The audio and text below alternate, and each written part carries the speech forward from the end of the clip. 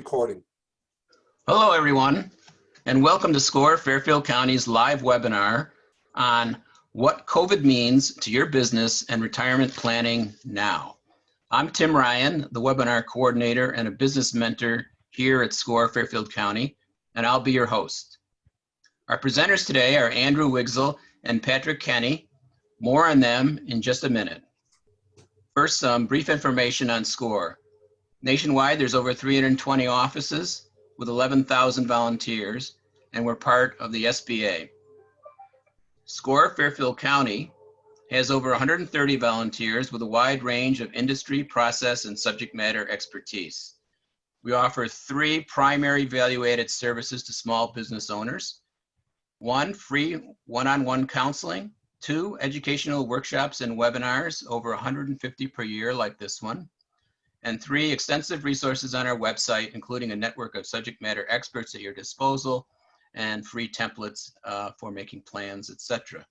SCORE puts on many webinars each month. Look for future events on our webinar calendar at fairfieldcounty.score.org. Some useful information about today's event. If you have a question, please use the chat window at any time during the presentation. It is located in the lower part of your screen. Our webinar will end at 2 p.m. to respect your time. The session is being recorded, and the link to the recording will also be available on our website within the next couple of days. Now, our speakers. Andy Wigzell has over 15 years of industry experience and focuses on asset management and retirement income strategies. His approach focuses on managing risk and capitalizing on opportunities with careful consideration of clients' needs and goals. Andy has been a guest on Smart Money Radio, Saturday mornings on WICC 600 in Bridgeport, Connecticut, as well as the Your Money segment for the WTNH Channel 8. Patrick Kenny is a special care planner focusing on the concerns of families of dependents with special needs.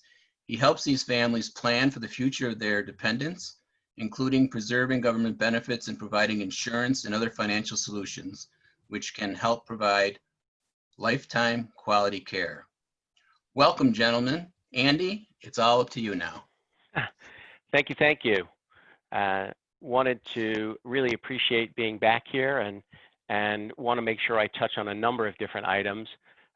What we wanted to do was kind of give you the economic and the market update, recognizing that we don't provide tax or legal advice. You really should refer to your tax professional, your legal professional, but we do provide tax and legal information. So I'm going to make sure I touch on a number of different items here. A lot of the information that we use is based off of a report that's called the Market Insights, and the data in this case is through June 30th. I recognize that there has been a lot that's occurred even in the 5 or 6 weeks since that time frame, but the data that we have now is as of June 30th. So if you could change that slide for me, perfect.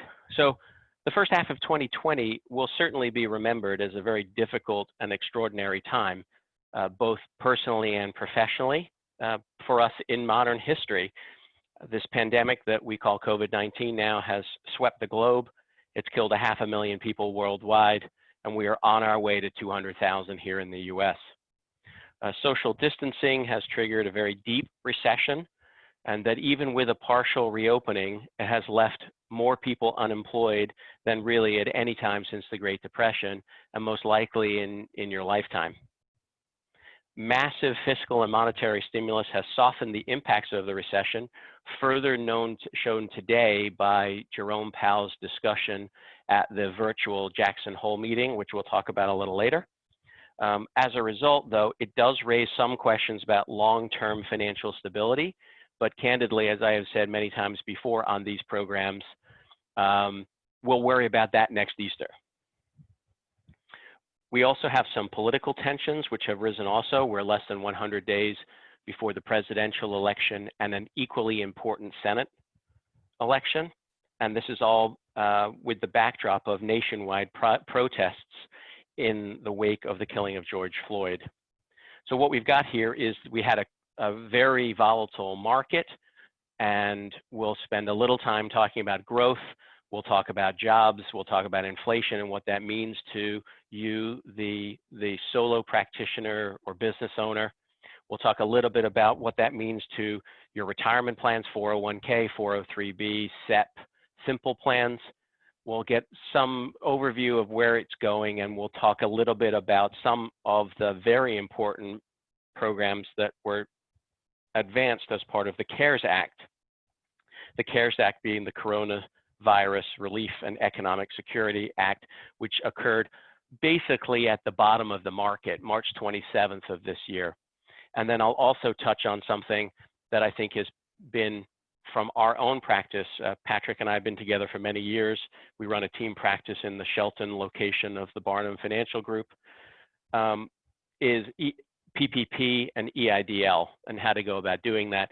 You know, the good partnership that we have with SCORE, and SCORE backed by the SBA, really fantastic.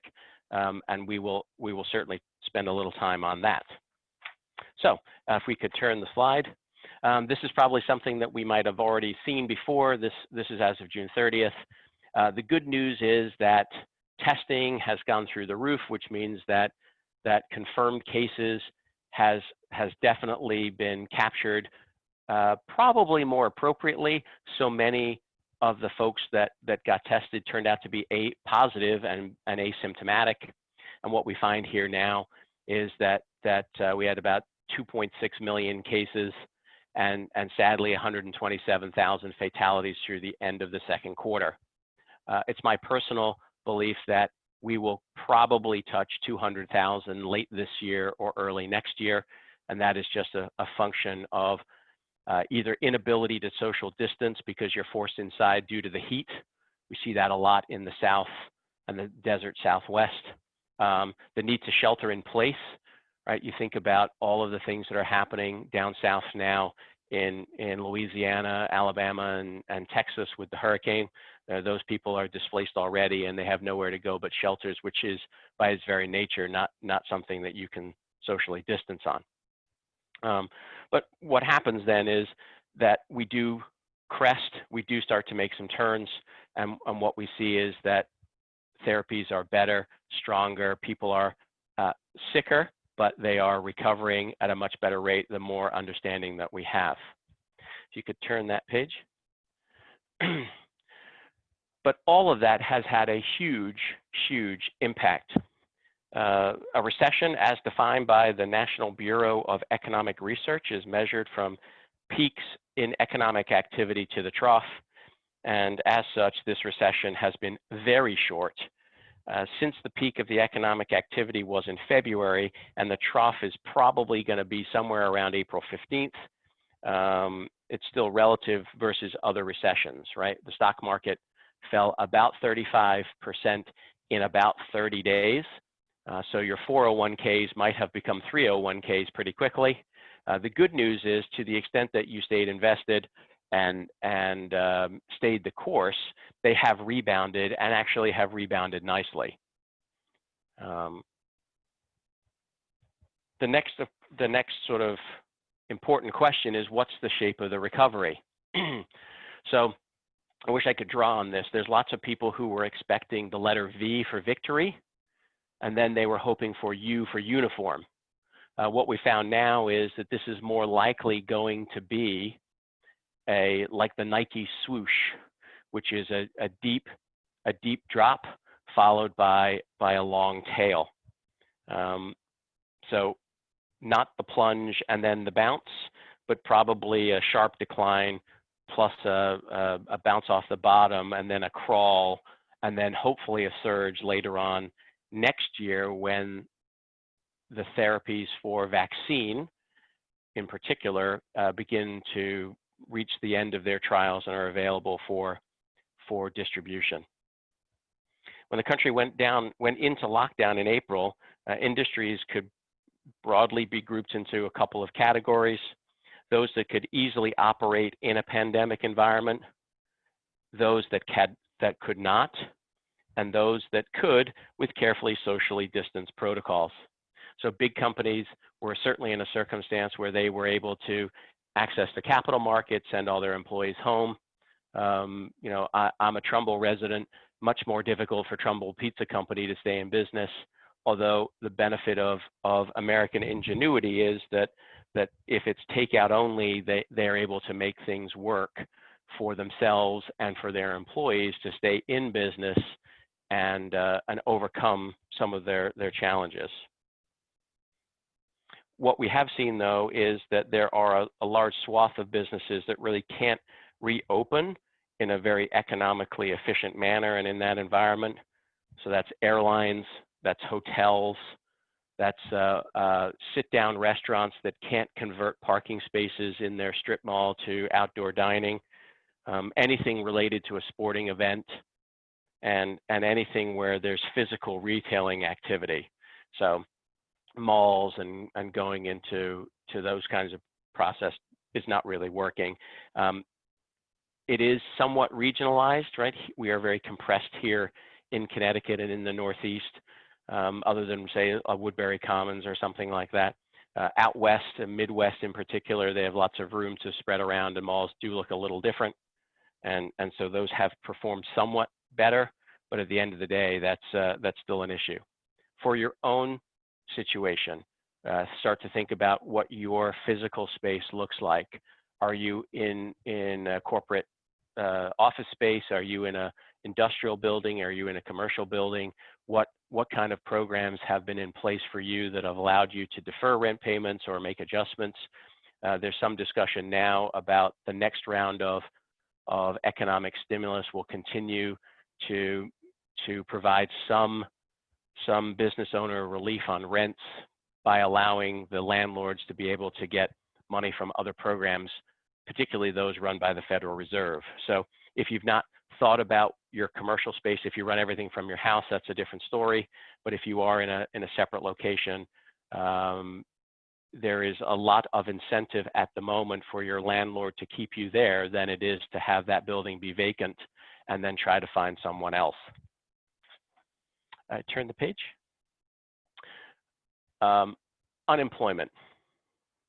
Unemployment, not sure about you personally, but you may have been affected by some of these organizations, airlines and hotels and restaurants not being able to maintain their employees. Many of you in the gig economy may have been able to participate as part of the most recent economic stimulus that would allow for people who were in non-traditional work zones, for example, a consultant or an independent contractor, to receive unemployment and to receive economic stimulus. Those are all very, very important items, and a lot of those will be renewed without question, I believe, in the next go-round of economic stimulus that's being negotiated now. It's not a question of if those benefits will be there, but really how much of those benefits will be paid and who will they be paid by. One of the things that's very unique at the moment is if you are on Connecticut unemployment and you are collecting, and you were collecting the $600 CARES Act unemployment, that has changed and it is still being negotiated now. There was some discussion related to how that's going to be paid. The president is pushing a $400 instead of $600, and the first $100 coming from the states. So something to keep in mind there is that the next round of unemployment benefits will likely not be as strong as the first round, and there's some question as to whether or not it'll come from the federal coffers, the state coffers, or some combination. If we could turn the page, perfect. Corporate profits, one of the questions that we get from time to time has been, I don't understand why the market is doing so well if the world economy is doing so poorly. And part of that is related really to the makeup of the stock market today is very different from the makeup of the US economy. So what you see here on the right-hand side is in gray, dark gray, the makeup of earnings in the S&P 500 by industry at the end of last year versus June 30th of this year. So earnings in energy companies, which is on the far right, which were plus 20% last year, cratered this year. Your 401k, your ExxonMobil stock at E-Trade is reflective of that, because the global economic slowdown meant that the world economy just didn't need as much oil as it had. And what happened is the price of oil fell precipitously, and it got to a point where a barrel of oil really wasn't worth anything. It was cheaper to leave it in the ground than it was to extract it. And if you had already extracted it, you had to pay someone to hold it for you. So that's why there were so many barges and so many trucks at the New Haven terminal, because that's one of the few large areas that can store a lot of fuel oil and natural gas. And of course, that business was booming. That's a natural gas joke. Not really. Energy is not a large component now of the markets. In fact, what you see is that it's other areas such as technology that is a much larger driver of the markets today than it has been at any other time. So if you look at that bottom slide, that slide on the right at the bottom, what you see is utilities, technology, consumer staples, and healthcare. Those companies alone account for the majority of what is in the US marketplace. And just announced while we're talking, Trump is set to announce a $750 million deal with Abbott Labs for at least 150 million rapid coronavirus tests, which cost $5 each. That is a very interesting public-private partnership. And rather than it being mandates from the FDA or something like that, it's a capitalist organization, really a positive one, that's saying, you know, we've come up with a test that's cheap, that's easy, that's reliable, and it's effective. Probably backed by your money and my money from the federal coffers, but nonetheless, you can see why healthcare is such an important piece.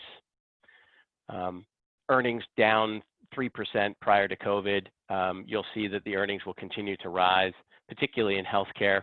The issue really is around viable profit margins on the vaccine and on the treatments.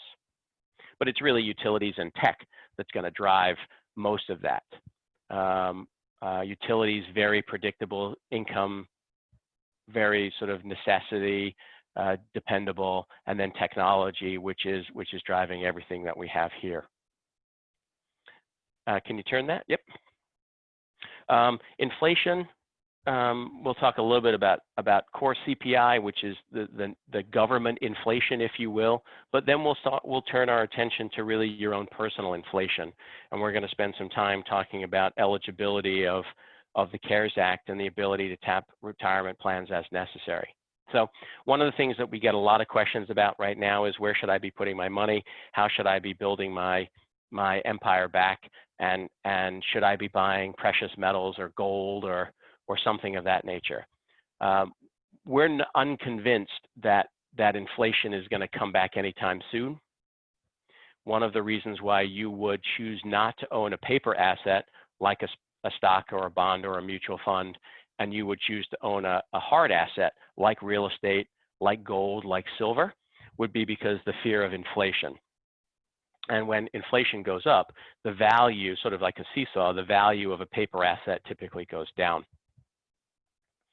We don't see substantial inflation really anytime soon. You see there at the top that the 50-year average for the consumer price index, which is sort of the headline number on inflation within the government, is about 3.9%. So what that tells us is that the value of the money that you earn goes down by 3.9% per year on average. However, in April and May, you were seeing it be essentially a tenth of that, a little bit more than 0.2%, all the way up to about 0.4%. What that tells us is that there is not inflation at the moment.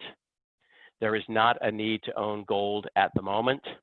And what we would argue is that most of the ways that you buy gold today is actually not by having the physical doubloon in your or krona in your safety deposit box. It's really just a paper receipt for the gold held elsewhere, and that's not quite the same as owning gold.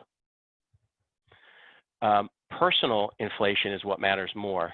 If you're in a situation where you have weathered the COVID storm and you need to reinvest in your business, you've weathered the COVID storm and you can see the light at the end of the tunnel, but you've got personal expenses that you need to pay for at a time when there's reduced cash flow due to COVID unemployment running out on July 31st, or perhaps your clients they were on paying you net 15, now they're paying you net 30 or even 40 days, and cash flow has been tight.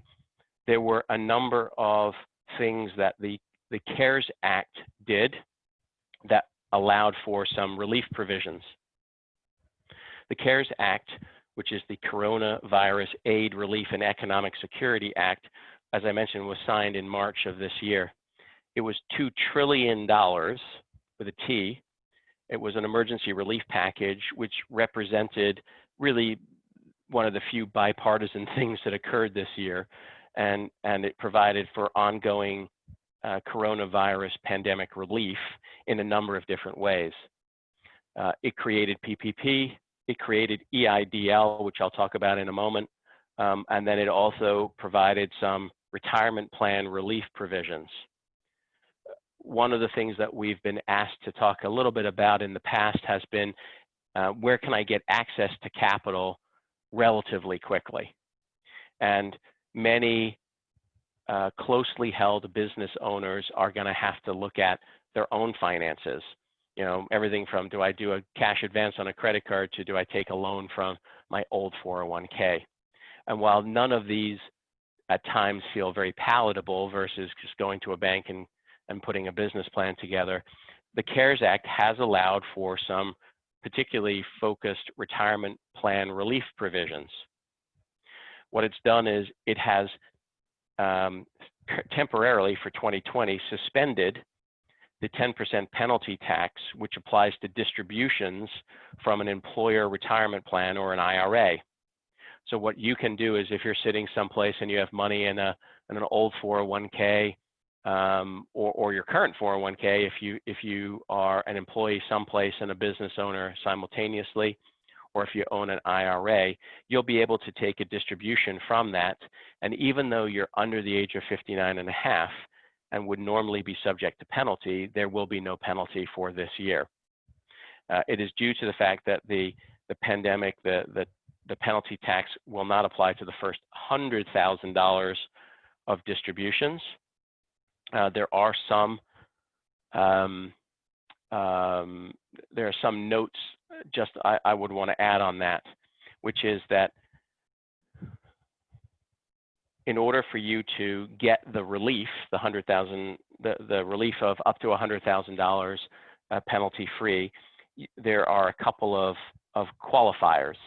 The first one is having actually been diagnosed with COVID-19.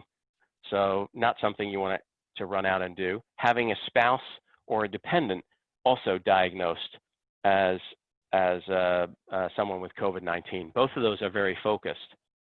The third item in my three bullet points here is a little bit more gray area, and where we see a lot of people trying to maximize, which is they are experiencing a layoff, a furlough, a reduction in hours, or an inability to work due to COVID-19 or lack of childcare because of COVID-19. Now that seems like a very open-ended sentence that was very thoughtfully crafted.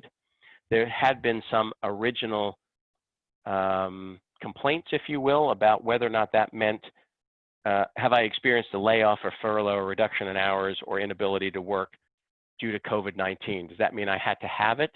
The jury is still out on that, but the view at the moment is no, you don't need to have had COVID-19 to be affected by COVID-19.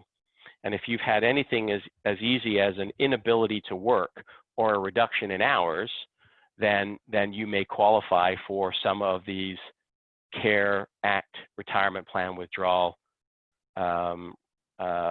reduction in restrictions. So I certainly would encourage you to think about that. If you were thinking about taking money from your plan, then making sure that you've got your I's dotted and T's crossed in advance will be very helpful, so that if you do decide to take $100,000 or more, up to $100,000, I should say, out of your plan, then there will be a waiver of the 10% penalty. In addition, qualified plans such as 401ks do allow participants to take loans. And in the past, these loans were generally repaid over a period of years, 3, 4, 5 years. They're generally also limited to the lesser of $50,000 or 50% of the total benefit that the employee has the right to receive under the plan. So if I have a $90,000 401k, the traditional loan provision might be, well, it's not 50,000, it's 50% or $45,000. However, the CARES Act did allow for Corona-related loans to be made between the date it was signed, which was the 27th of March, and September 22nd, which is less than 30 days away. The loan limit was increased to $100,000, or 100% of the amount the employee could receive under the plan, whichever is less. So in that particular case, you could take a loan for $100,000 on, say, one 401k. You could also take a withdrawal on another 401k of $100,000, and you would incur no premature distribution penalties, which has been very helpful to people. One of the things that these kinds of loans and distributions have been used for has been to bridge the gap, right? To really be gap financing. And the intention may not have been to hold on to that money, but to get your business up and running and actually turn around and then pay the money back. And under normal circumstances, you would have only 60 days to do that. It's called the 60-day rollover clause. And we have seen a number of closely held business owners in our own practice inquire as to whether or not that would be available. And they've been pleasantly surprised to hear that the CARES Act can give you up to 3 years to redeposit the withdrawn money. So not only are you not forced to pay it back ahead of schedule, you'll actually have some time to get positive rate of climb in your business again before you pay it back.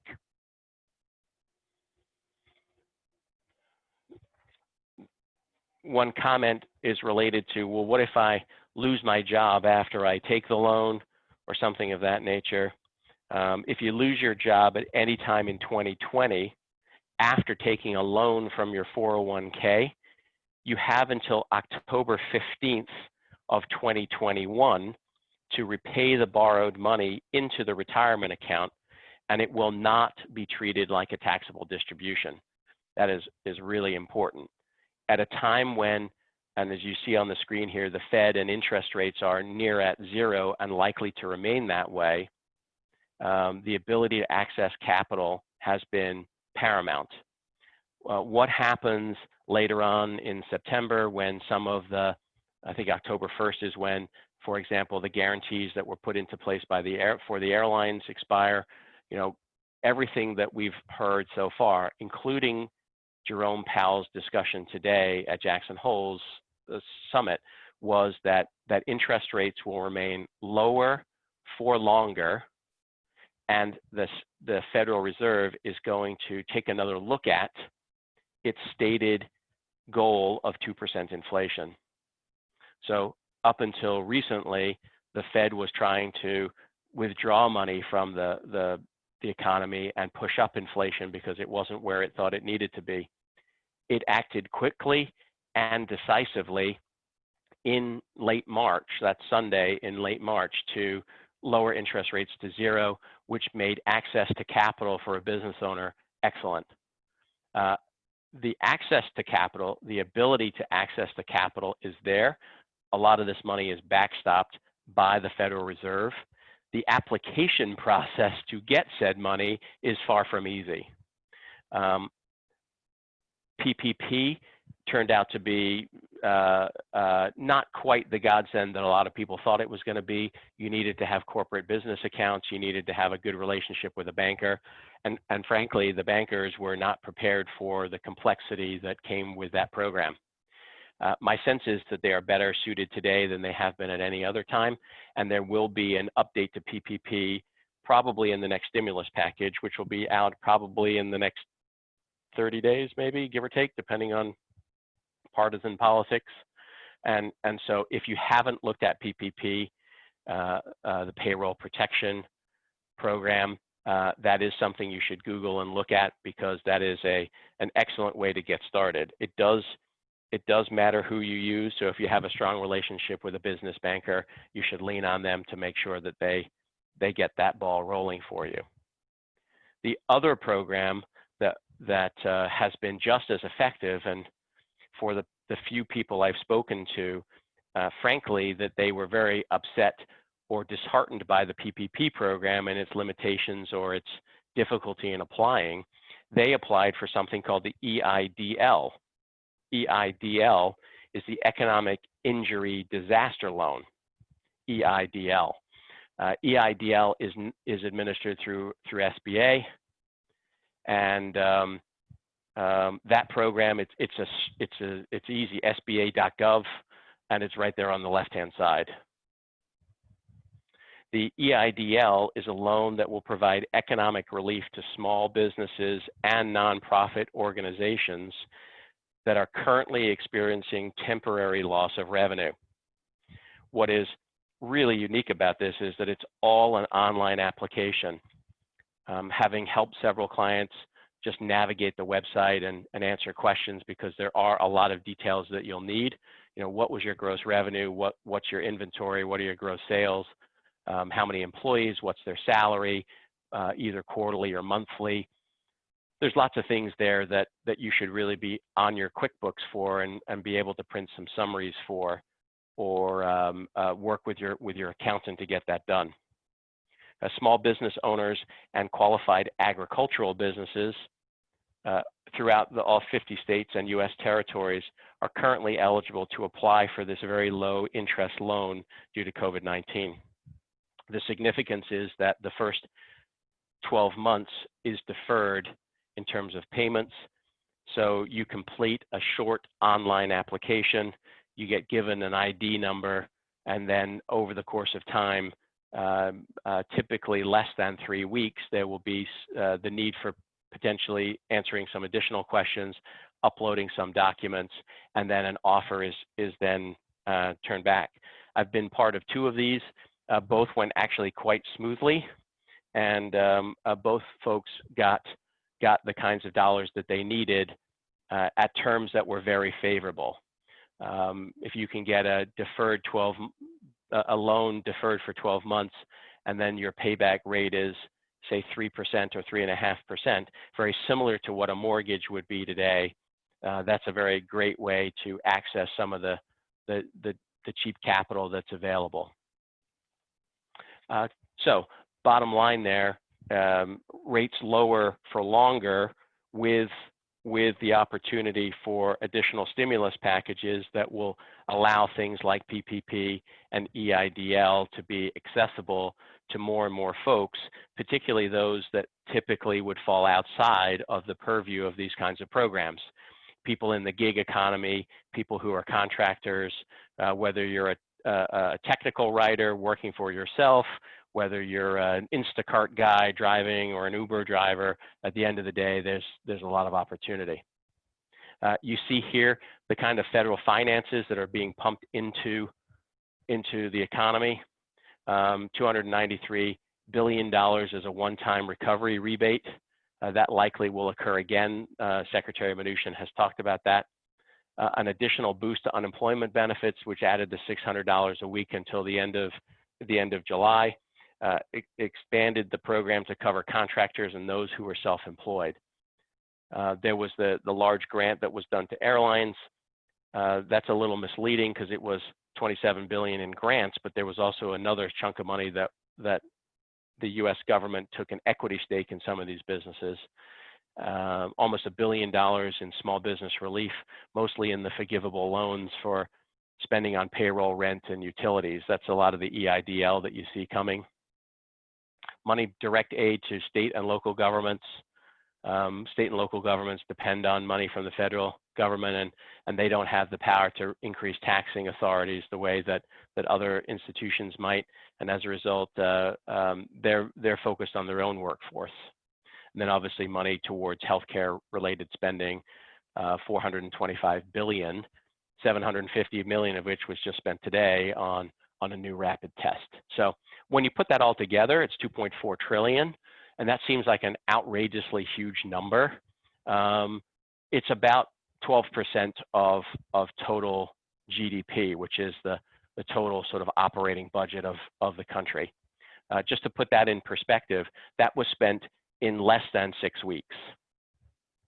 To put it in further perspective, there was a little less than 2 trillion spent during the economic crisis of 2008, and that crisis lasted 24 months, and the money didn't trickle out all the way for another 12. So you're probably talking about less than 2 trillion spent over 36 months versus 2.4 trillion spent in 6 weeks.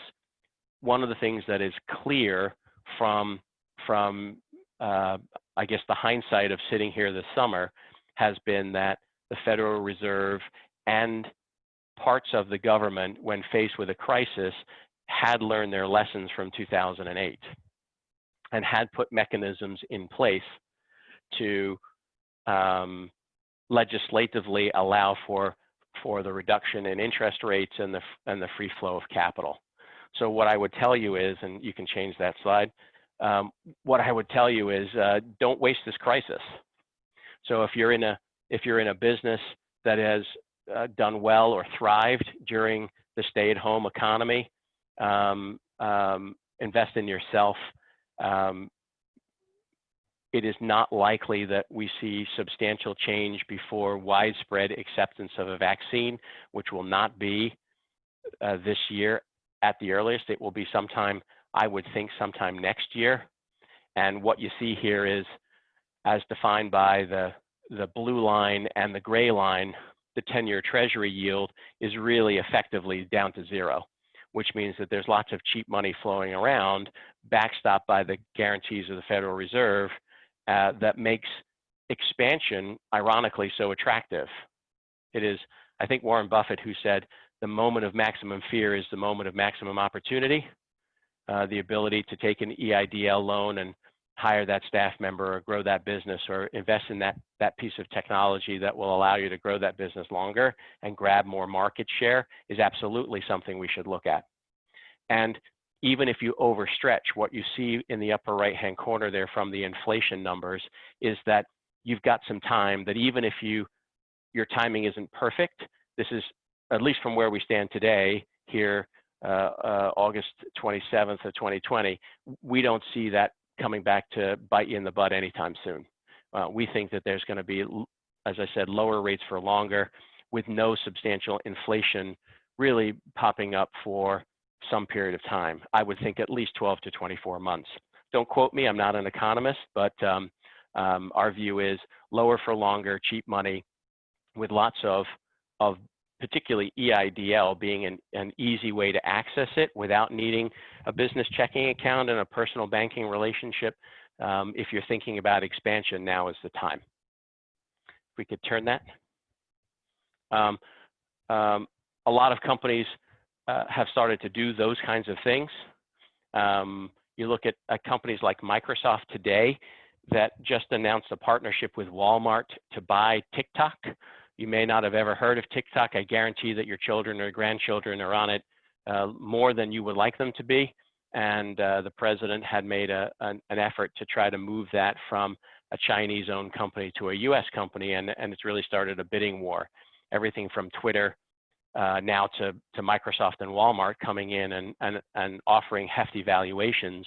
What you're seeing is that that's a grand view of something that you can do locally with the access to capital that can come from EIDL and low interest loans. Ultimately, the stock markets, the longer you hold things, the less risky it becomes. No doubt about it, you get punched in the gut every once in a while.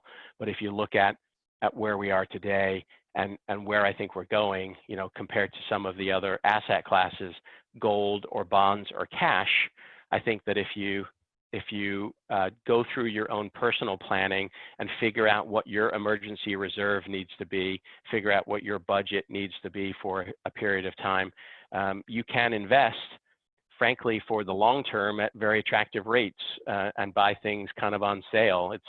It's the old adage, when tuna fish is on sale, buy more of it. And I think in the next 100 days, you'll have that opportunity to see some of those really great dividend-paying U.S. companies go on sale. If you could turn that for me.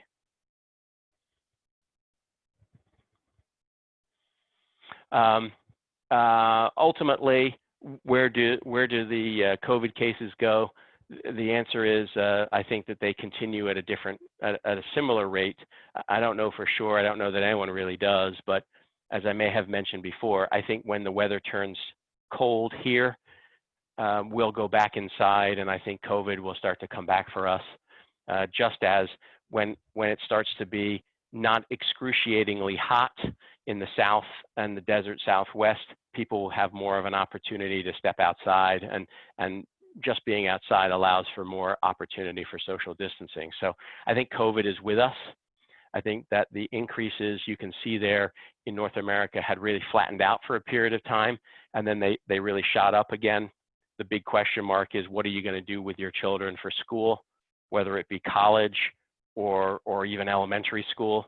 I think that you have to be prepared for the fact that COVID is going to remain with us for the balance of the 2020-21 school year, and you should be prepared to have them home more than you had hoped after a long summer of them inside. You can turn it.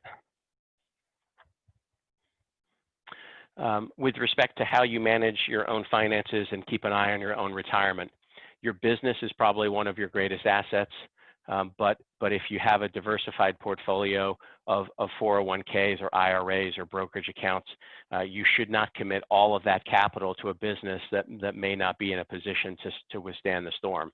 So one of the things we do advocate is that you spend some time with your own planner, your own financial advisor. If you don't have one, we're happy to interview for the job. Both Patrick and I have been around a very long time, and Patrick's more handsome than me, and we'd be happy to spend some time with you. Understanding your asset allocation. What's your mix of dividend-paying U.S. companies versus international companies versus bonds and versus cash, and how does your risk tolerance look and feel now versus 6 or 8 or 12 months ago? Those are all basic table stakes that we should be doing really with all of our clients. Just as you should be calling on your vendors and your clientele and saying, hey, how you doing, as a means to show empathy and build rapport and let them know that you care about them because you're still in business too. We are all in the foxhole at the moment, and some of the best friendships and brotherhoods are built inside the foxhole during difficult times. Turn the page. Ultimately, where should you be putting your money now? I mean, this is sort of an eye chart. The answer is that you should have a diversified portfolio. It's great to say, well, let's look at emerging markets, or let's look at only technology, or maybe we want to only look at healthcare. At the end of the day, the environment that we live in moves so quickly, and the information superhighway is moving at light speed now, that the market is being moved really on a moment-by-moment basis based on data. Federal Reserve comments this morning, followed by Walmart later on this morning. Stock market up, 300 points. On what? On more and more and more businesses trying to get a better understanding of how their clients operate. And TikTok is just one example. Digital wallet is another. Making sure that you have base table stakes like, what's your website? What's your LinkedIn profile look like? How interactive is it, and what does it do? Those are all the kinds of things that we need to know are there, because while you may not necessarily be using your website to drive traffic to you, if you have interaction with a customer, you better believe they're looking you up. Next. Oh, good. So this is all the legalese. So with that, I will bring it to a close. I do see that there's a couple of questions in the chat. We'll look at that, and I will spend the next 2 minutes just reviewing that. Get back to you with questions. I'll invite you to send your questions via the chat. I will remind you that there are programs. If you just Google the CARES Act, C-A-R-E-S Act, there's or put in retirement plan relief provisions. There's some good articles that come up there. And then the one I would highly encourage you that if you're not in defense mode, you're in offense, and you're trying to grow your business, look at the kinds of programs that are available to you for expansion in the form of EIDL through the SBA, Economic Injury Disaster Loan, EIDL loans. It's an easy Google search, and SBA is one of the first hits. Thanks, Andrew. And as you say, we'll use the remaining time for questions and answers. If there's any questions, please put them in the chat window at the lower portion of your screen. We just had one that was almost more of a comment. It actually went to the fact that to some people, this seems like a lost year. People have lost a job, they're not contributing to a 401k, the business owner restaurant isn't open, they're not contributing to their IRA. So there's a big concern that they're going to have to work an extra year to make up for this. And I guess the two-pronged question was, is it only going to be a year, or are we going to have another lost year next year? And what would you advise people that are concerned about having to put off retirement, I guess? Well, I think that if you're in the retirement red zone, which is a couple years before retirement, or if you are over 50, which magically, for some reason, within 2 weeks of your 50th birthday, people really start to think about their retirement, I think it's important that you get together with a financial planner to map out a strategy for what retirement looks like. And whether it's us or somebody else, isn't really important. What matters is that you get a solid understanding of where you are today and where you want to be in the future. I certainly sympathize with my local Trumbull Pizza Company guy. I love that guy. Great gorgonzola salad and Napoli pizza. When he was on his own and the business was essentially closed and takeout only, that's a family business that can be profitable with takeout only. When all of a sudden you go to opening at 25% capacity and you need to hire more people because of the cleaning and sanitary rules, but you can't raise the prices even though 75% of your dining room is closed, that's a real sticking point. And that's where, frankly, you should have conversations, and I don't want to use him as too much as an example, but that's a perfect example to have a conversation with a SCORE mentor to say, should I even open the dining room? Does it really matter? Could I try it differently and just do carry out only and indicate why? And making sure that there's notifications on your website and in the area that you might order a product from that says why we're doing the way we're doing it in order to stay in business and support the client. I think those are the kinds of issues that are very meaningful in the short term. In the intermediate term, if you have no ability to contribute to a retirement plan, keeping in mind that we, Patrick and I, are in the retirement planning business, that's sort of the area that we know the most about, it's not lost on me that the equity markets, the overall market has climbed rather positively despite COVID and despite some of the issues. So even if you can't put in any contributions, if you own some of the right things and they went up, it is as good as having made a contribution this year in a more normalized society. So do I think that COVID is going to be here to stay for a period of time? The answer is absolutely. Do I think that 2021 will be another lost year? I would argue hard to know, but my preference is to say probably not. By the time we get into 2021, we will have lived with COVID for almost a year, and most business owners, what makes you unique and makes you successful is the ability to pivot in different market conditions. And if you have the right products, or you just put more sweat equity in than anybody else, that will shine through. In some cases, you just have to outlast the guy next to you to be able to come out on top. So I would say stay tuned on what that looks like. We'll know more, frankly, in the 100 days. We'll have a better understanding of the election for president, also for Senate, and also for COVID. Right. Thanks, Andy. The next one's more of a technical question. You mentioned that 401k plans do have the ability to take a non-taxable loan against those plans, but are you able to take a loan against IRAs as well? In addition to being penalty free, are you able to say take a loan against an IRA and not have to pay? Sadly, not at this time. There's nothing in the CARES Act that will allow for a loan against an IRA. It is only a distribution. So the real difference between a 401k and an IRA is the nature of how it's housed. So I don't have a great example of an analogy for it, but basically, if you're inside a 401k, you're inside what's called a qualified employer plan.